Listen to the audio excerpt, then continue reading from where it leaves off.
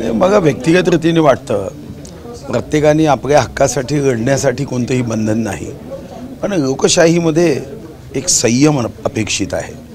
आपण आता 26 जानेवारीला संविधानाच्या अमृत महोत्सवी वर्षात जाताना अशा कोणत्याही शब्दाचा उपयोग आपली बाजू मांडताना इतरांच्या बद्दल करता कामा नये, ही जबाबदारी मला वाटतं की सामान्य नागरिकापासून असामान्य नेत्यापर्यंत प्रत्येकाची आहे। आपली बाजू मांडायला कोणालाही अडचण नाही। दुसरा मुद्दा, कधी कधी परसेप्शन आणि रियालिटीच्या या संघर्षामध्ये परसेप्शन जिंकतं। वस्तुस्थिती वस्तुनिष्ठ माहिती न घेता सहजपणे आपण एक शब्द बोलतो किंवा आपला विचार व्यक्त करतो आणि मग तोच विचार हा सत्य आहे असं समजून सोशल मीडियामध्ये तो फॉरवर्ड केला जातो। जेव्हा माननीय मुख्यमंत्री महोदय असतील, माननीय देवेंद्रजी असतील, माननीय बावनकुळेजी असतील, प्रत्येक नेता आग्रहपूर्वक जेव्हा हे सांगतोय सरकारची भूमिका की ओबीसी बांधवांच्या आरक्षणाला कुठेही धक्का लागणार नाही, तर यावर आपण मत व्यक्त करताना वस्तुनिष्ठ माहितीच लोकांना दिली पाहिजे। अन्यथा कारण नसताना मग एक वातावरणामध्ये एक बिघाड निर्माण होईल, दूषित वातावरण निर्माण होईल आणि याची काळजी सर्वांनी घेण्याची आवश्यकता आहे। पण भुजबळांनी म्हटलेलं आहे की ओबीसींसाठी मी लढत राहणार आणि अगदी मला पक्षातून काढून टाकले तरी देखील ओबीसींसाठी माझा लढा सुरू राहील, म्हणजे अगदी पक्षातून बाहेर पडण्याची देखील तयारी भुजबळांनी केली। मग अडचण काय? ओबीसीच्या न्याय्य मागण्यासाठी आम्हीही तेच सांगतोय, चंद्रशेखर बावनकुळे साहेबही तेच सांगताय की शेवटच्या श्वासापर्यंत ओबीसी बांधवांच्यावर अन्याय होणार नाही याची काळजी आम्ही घेऊ, हे देवेंद्रजीही सांगताय। मग याच्यात नवीन काय? फक्त देवेंद्रजींनी सांगितलं तर ती तुमच्यासाठी बातमी होत नाही, ती बावनकुळेंनी सांगितलं तर ती फार मोठी बातमी होत नाही, पण भुजबळ साहेबांनी सांगितलं तर मात्र तुमच्यासाठी बातमी होत आहे। खरं तर तुम्ही बावनकुळेंचं कालचं स्टेटमेंट आहे का? हेच वाक्य तेही म्हणाले की ओबीसीच्या आरक्षणाला थोडासाही धक्का लागू देणार नाही, याबद्दल काही अडचण आहे। मराठा बांधवांना आरक्षण देण्याच्या बाबतीत कोणाचंच दुमत नाही, त्याच्याबद्दलही एकमत आहे। कारण नसताना एखादं वाक्य ट्विस्ट करून एखाद्या शब्दाचा आपण अशा पद्धतीने अन्वयार्थ काढून कारण नसताना तणाव होतोय असं माझं व्यक्तिगत मत आहे। कारण मी कॅबिनेटमध्ये बसतो, सर्वांच्या भूमिका एकदम समान आहे। या ठिकाणी माननीय भुजबळ साहेबांनी हेच सांगितलं की ज्यांच्याकडे कुणबी असण्याच्या संदर्भात पुरावे असेल तर आमचा कायदाच त्यांना सर्टिफिकेट दिलं पाहिजे असं म्हणतो। मग प्रश्न कुठे उपस्थित? भुजबळ साहेबांनी सुद्धा या बाबतीमध्ये कुठेही अमान्यता दिली नाही। सरकारमधलेच मंत्री भुजबळ आहेत आणि ते उघडपणे विरोध करताय, घरचा आहेर एक प्रकारे सरकारला देत आहेत। नाही, असं आहे की याच्या अगोदरही आपण अनेक सरकारांमध्ये आपण बघितलं, माननीय पृथ्वीराज चव्हाण साहेब मुख्यमंत्री होते तेव्हा पृथ्वीराज चव्हाण साहेब काहीतरी सांगायचं तेव्हा माननीय शरद पवार साहेबांनी म्हटलं की एका हाताला लखवा मार्ग आहे। ते असे प्रसंग तर राजकारणामध्ये अनेक ठिकाणी येतात, पण यातून आपल्याला संयमाने वातावरणामध्ये कोणताही ताणतणाव येणार नाही याची काळजी घेतली पाहिजे, सर्वांनी घेतली पाहिजे। मुख्यमंत्री असतील हे सगळं वातावरण निवडण्यासाठी प्रयत्न करत आहे, मात्र सरकारमध्ये मंत्री असलेले भुजबळ मात्र दुसरीकडे अशा पद्धतीचं वातावरण दूषित करताय। मला असं वाटतं की भुजबळ साहेब दूषित करत नाही आहे, भुजबळ साहेबांच्या शब्दाचा अर्थ परसेप्शन करत आपण जो मांडतोय तो चुकीच्या पद्धतीने मांडतोय। भुजबळ साहेबांनी जे म्हटलं तेच बावनकुळे म्हणाले, तेच देवेंद्रजी म्हणाले की ओबीसी समाजाच्या आरक्षणाला धक्का लागणार नाही। मग मला असं वाटतं की आपण भुजबळ साहेबांना काहीतरी म्हटलं म्हणून त्या शब्दाला घेऊन मग पुन्हा एखाद्या व्यक्तीला एखाद्या नेत्याला प्रतिक्रिया विचारायची, मग त्या प्रतिक्रियेवरून तिसरी प्रतिक्रिया करायची। झुंडशाहीने नियम आणि कायदे बदलता येणार नाही असं थेट म्हटलेत ना भुजबळ साहेब। मग काय त्यांच्यामध्ये चूक काय? आपल्या देशामध्ये झुंडशाहीने कायदे बदलतच नाही, ह्याच्यामध्ये त्यांनी वाईट काय म्हणतं काय? मला नाही समजलं। तुम्ही त्याचा अर्थ जर त्या मोर्चाशी लावाल तर वाईट आहे असं आहे। त्यांनी एक सत्य अधोरेखांकित केलं आहे की कायदे असे बदलत नाही, त्याच्यात काय. पण जरांगे पाटील हे काही झुंडशाहीनी थोडी मागणी करताय, ते तर लोकशाहीच्या मार्गाने चालत. जेव्हा त्यांना सांगितलं की या ठिकाणी नवी मुंबईचा हा भाजी बाजारामध्ये अडचणी येत आहेत, त्यांनी म्हटलं नाही मी रस्ता बदलून देतो. मला वाटतं की अशा पद्धतीने एकमेकाविषयीच्या शब्दाचा उपयोग करून त्यामध्ये पुन्हा काहीतरी वाद गाघावा असं कुणीही करू नये असं माझा व्यक्तिगत. एल्गार मेळावे घेण्याची तयारी केलेली आहे, जिल्ह्यात सभा घ्यायची, महाराष्ट्र दौरा अडचण का आम्ही घेतले, ओबीसींचे मेळावे आम्ही घेतले, मराठ्यांचे मेळावे आम्ही घेतले, आत्ता आम्ही अनुसूचित जातीचा मेळावा घेतोय, अनुसूचित जमातीचा घेतोय, महिलांचा घेतोय. मेळावा घेणं याचा अर्थ काही भांडण लागणं असा होत नाही.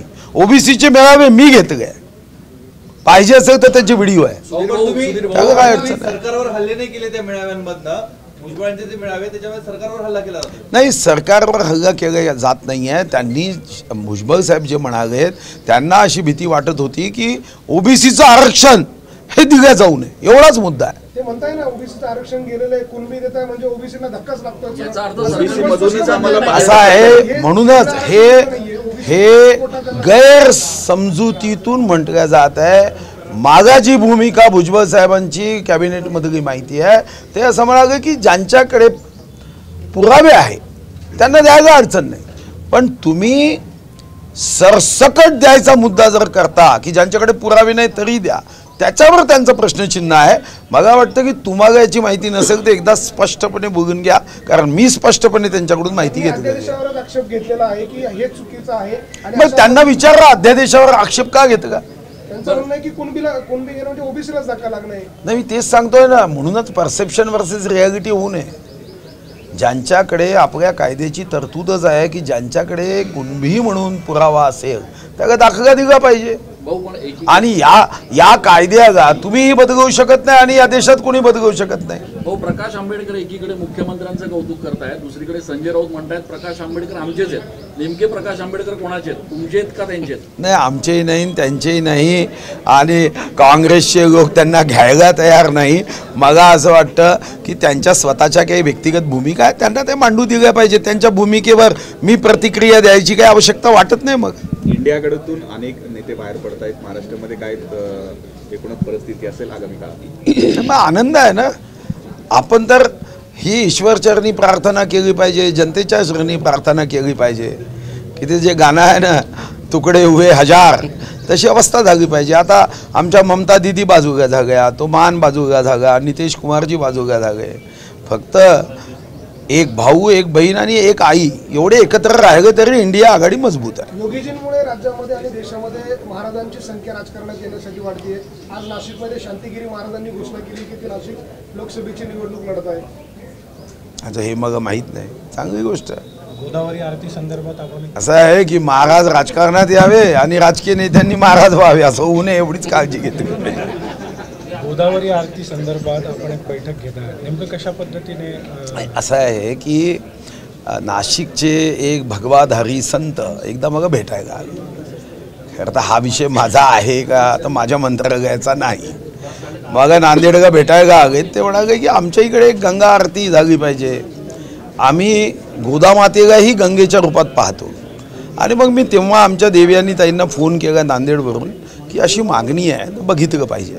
मग या ठिकाणचे जेवढे सीमाताई असतील, देवयानीताई असतील, आमचे बाकी आमदार खासदार, हे सर्व आम्ही एकत्र बसलो आणि या ठिकाणी आपण काशी विश्वनाथ म्हणजे वाराणसीच्या धर्तीवर आपण इथंही गंगा आरती केली पाहिजे. आणि मी एवढंच म्हणालो, तेव्हा एक गंगाधरण म्हणून जिल्हाधिकारी होते, त्यांना मी सूचना केली की तुम्ही याच्यामध्ये पुढाकार घ्या. माझ्या खात्याचा जरी विषय नसला तरी हे वर्ष अमृत महोत्सवी वर्ष आहे, त्याची जबाबदारी माझ्याकडे आहे. तर त्या अमृत महोत्सवी वर्षाच्या निधीतून मी पैसे उपलब्ध करून देऊ शकेल. आणि मग त्या दृष्टीने काही कारवाई झाली. मग याचा जो प्रस्ताव आहे हा अतिशय मोठा झाला. हा प्रस्ताव मोठा झाल्यानंतर मग पुन्हा प्रश्न आला की अगं मोठा निधी लागणार आहे. मग मी स्वतः माननीय मुख्यमंत्री महोदयांशी चर्चा केली की आपल्याला स्मार्ट सिटीमधून आपल्याला काही मदत करावी लागेल. मुख्यमंत्री महोदय हे स्वतःच एक आध्यात्मिक अंतःकरणाचे आहे. म्हणजे आपणही स्वतः बघता की मुख्यमंत्र्यांना मी कपाळावर टिळा नसताना मी कधी स्वतः बघितलं नाही.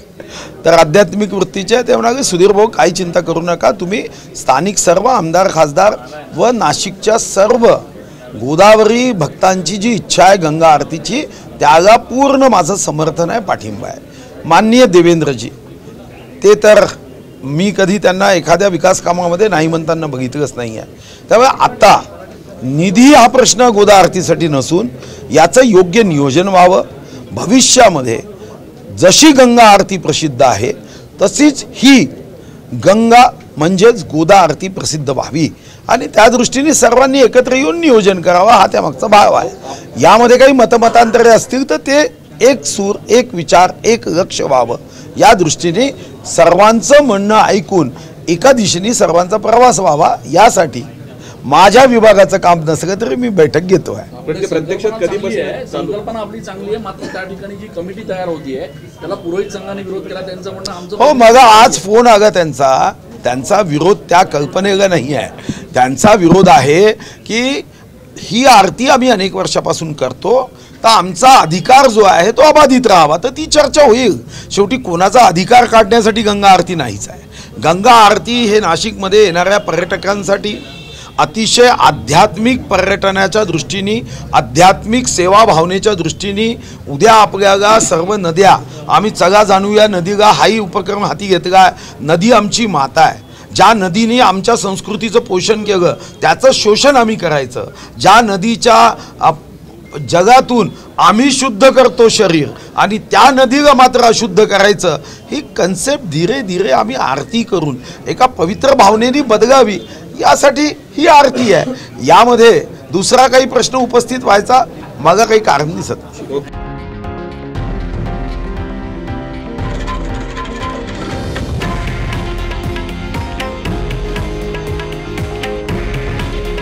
हे आहे देशातील नंबर 1 न्यूज नेटवर्क आणि आपण पाहत आहात TV9 मराठी. काळजी तुमची, हित महाराष्ट्राचं.